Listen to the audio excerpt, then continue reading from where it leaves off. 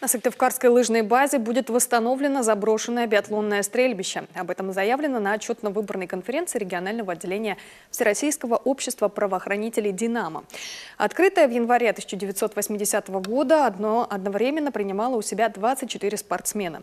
В 90-е площадка пришла в негодность, похищено оборудование и металлические опоры периметра. Но самое главное, земля оказалась на балансе мэрии Сыктывкара. В обществе «Динамо», в него, заметим, входят представители основных силовых структур. Последний факт считают незаконным и сейчас добиваются возврата объекта в оперативное управление через Росимущество. В будущем здесь они планируют проводить тренировки и соревнования по практической стрельбе, биатлону, спортингу и другим видам спорта.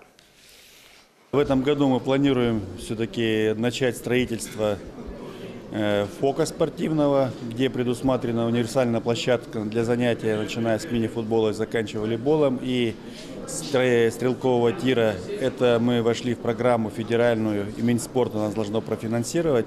Готова вся сметно-строительная документация, и мы надеемся, что в этом году мы уже начнем строительство.